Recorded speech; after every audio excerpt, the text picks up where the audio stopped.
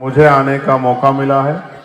इसके लिए मैं भाई विक्की जी का, उनकी पूरी टीम का, यहाँ की महान जनता का और हमारे सभी नेताओं का, तोमर साहब, महेश जी, अशोक जी, ओम सुधा जी, कौशल जी और जितने भी हमारी पार्टी के जिम्मेदार साथी नेतागण, हिमांशु जी, मैं उन सबका भी धन्यवाद करता हूँ।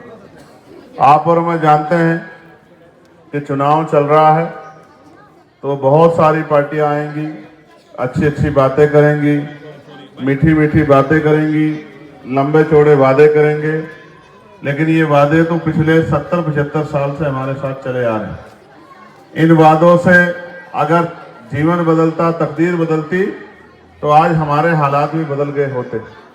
जब आप अपना कीमती वोट डालने जाएं तो एक बार अपनी तरफ देखें कि इस देश में लगातार चीजें बदली। पैसे वाले लोग और पैसे वाले होते जा रहे हैं, गरीब लोग और गरीब होते जा रहे हैं। जो घर निर्माण आपने किए हैं, इसमें किसका कितना योगदान है?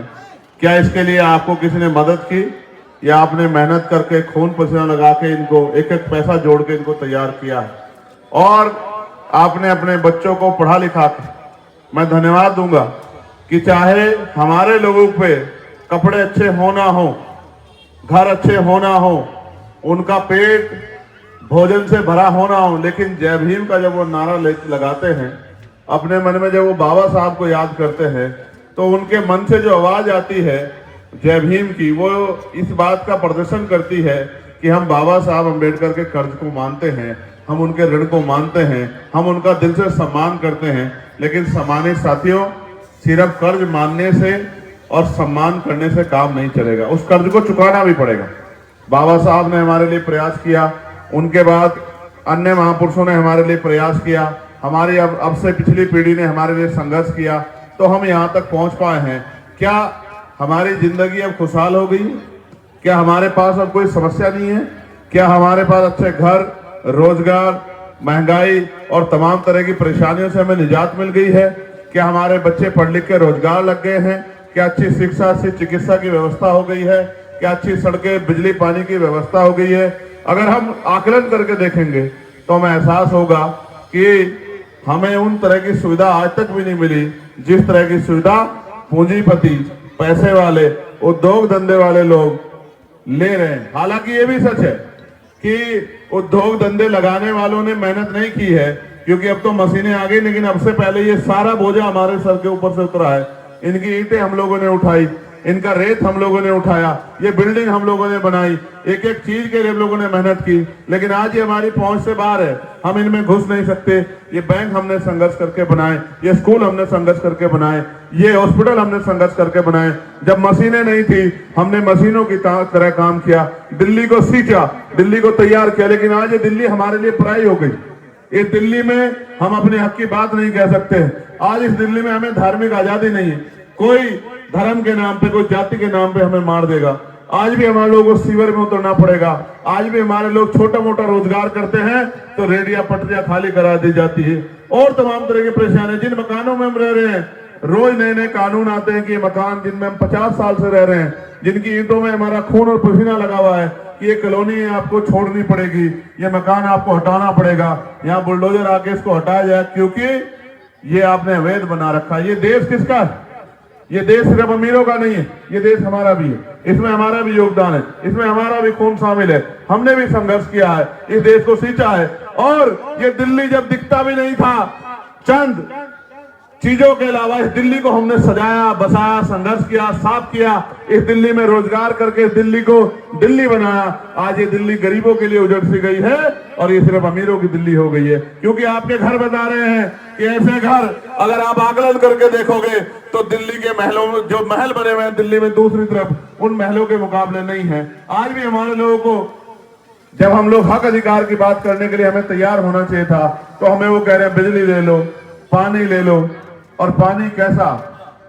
15-15 दिन का पानी जो हम अपने केमिकल वाले डब्बे में भर लेते हैं और 15 दिन उसको पी के बीमार पड़ते हैं। हमसे बहुत वादे किए जाते हैं कि हम आपकी जिंदगी बदलेंगे। अगर ये जिंदगी बदलना चाहते तो शायद आज हमें हर चीज के लिए मोहताज नहीं होना पड़ता। मैं आपसे बस यही कहना चाहता हूँ, विक्की पार्चा जी आपके क्षेत्र के हैं, जाने पहचाने हैं, धरातल पे काम करने वाले हैं, आपके दुख सुख के साथी हैं। इनको चुनाव के बाद आपको ढूंढना नहीं पड़ेगा, ये आपके बीच में रहेंगे। और आप महसूस करो, पहले हमारे ग्रामीण क्षेत्रों से आए हुए लोग दिल्ली में ज्यादा है। चुनाव के समय मेरे प्यारे भाइयों, गांव में हमारी वोट खरीदने के लिए जो ठेकेदार होते थे वो आते थे चुनाव से 1-2 दिन पहले, याद करो। और वो क्या कहते थे कि जो लोग वोट को बेच सकते हैं उनका घर बता दो, और चंद पैसे देके हमारी वोट को खरीदने का काम करते थे। हम समझदार नहीं थे, हमारे लोग उनकी बातों में आ जाते थे। तब वो इलीगल काम था, गैर कानूनी था। अब ये कानूनी रूप इसको दे दिया गया है। अब 2100 रुपए कोई देने की बात करता, कोई 2500, कोई 3000। ये वोट की खरीदारी तो है, लेकिन होगा क्या? ये 2100 2500 के वादे तो होंगे, क्या मिलेंगे? अगर मिलने का सच जानना है तो पंजाब के मैं आपका कोई रिश्तेदार रहता हूँ, उसको फोन करके पूछ लो कि आपको जो मिल रहा था 2100 रुपए जो वादा होता, मिला नहीं मिला? आम आदमी पार्टी ने कहा था।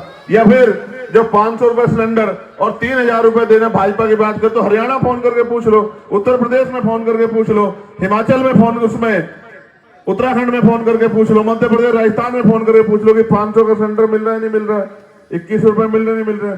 तो आपको समझ आएगा कि ये वादे आपकी वोट को लेने के लिए। और विश्वास कीजिए, ये वोट का अधिकार आपके पास नहीं होता तो ये लंबे कुर्ते वाले, बढ़िया महलों वाले हमारी गलियां बस्तियों में पैर भी रखने नहीं आते। ये अगर आए हैं तो हमारी वोट लेने के लिए। ये कोई किसी शक्ल लेके आया, कोई किसी शक्ल लेके आया है। ये अगर आपके अपने होते तो 2-2 बारों की सरकार में कुछ तो बदलाव करके दिखाते। लेकिन बदलाव की जगह देखिए, आपकी टूटी हुई सड़कें, यहाँ फैली गंदगी और तमाम तरह से पढ़े लिखे नौजवानों पे बेरोजगारी का साया। और फिर भी दिल्ली में बैठ के लोग मुस्कुरा कहते हैं कि हमने बहुत कुछ कर दिया। मैं आपसे अपील करने आया हूं, आपकी वोट आपका हथियार है। अपने हथियार का प्रयोग अपनी समस्याओं के लिए, के हल के लिए कीजिए। किसी का मोहरा, किसी की बातों में आके बेवकूफ बनने के लिए मत कीजिए। ये वोट आपको ताकत देगी, ये आपकी जिंदगी बदलेगी, आपके बच्चों का भविष्य बदलेगी। और ये वोट आपको आजादी और आत्मसम्मान के साथ जीने का अवसर प्रदान करेगी, अगर इस वोट को आपने सोच समझ के दिया।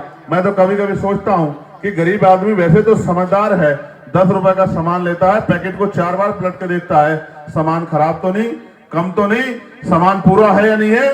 लेकिन जब कीमती वोट डालने जाता है, एक बार नहीं देखता कि जिसको वोट दे रहा हूं ये 5 साल में कभी मुझे मिल भी जाएगा, मेरी कोई मदद भी कर देगा, मेरे बच्चे काम भी आ जाएगा, मेरे क्षेत्र के काम भी आ जाएगा, इसको मैं ढूंढ भी लूंगा, या फिर मुझे 5 साल इसका इंतजार करना पड़ेगा।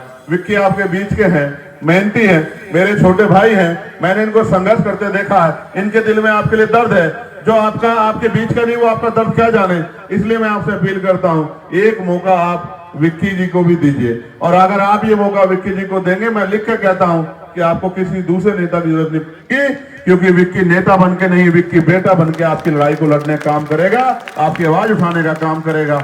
मुझसे भी बहुत लोग कहते थे अकेला चंद्रशेखर क्या करेगा। मैं आज आपको विश्वास दिला कहता हूं, अकेला कोई नहीं है। जिसको जनता चुन के भेजती है वो कभी अकेला नहीं होता।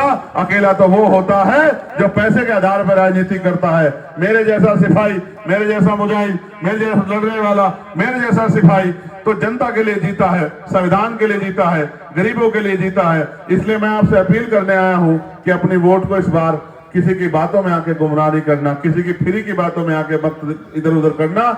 इस बार अपनी कीमती वोट को केतली का बटन दबा के भाई विक्की पार्चा जी को और हमें हमारे हाथों को मजबूत करने के लिए देना। अभी तक आप कभी इसे जिताते आए, कभी उसे जिताते आए, इस बार अपने आप जीतना, अपने बच्चों को जिताना, उनके भविष्य को जिताना, अपनी गंदगी तमाम तरह की परेशानियों को जिताना, और आपको भी उस तरह की सुविधा मिले जो यहाँ के ताकतवर अमीरों को, पैसे वाले पूंजीपति उद्योगपतियों को मिल रही है। ऐसी मैं आपसे प्रार्थना करता हूँ। और मैं धन्यवाद दूंगा भाई भूषण चावला जी का, मनोज गौतम जी का, पालू भाई जी का, मुकेश जी का, राजा भाई जी का, हर्ष कुमार जी का, धीरज भारती जी का, हर्ष टांग जी का, अभिषेक जाटव जी का, पीयूष जी का, चौधरी अजीत सिंह जी का, सुमित पार्चा जी का, राजेश कश्यप जी का, अजय जॉन भाई का, सुरेंद्र जी का, सन्नी जी का, आकाश जी का, मन्नू प्रधान का, गौरव जी का, राजकुमार जी का, संजय जी का।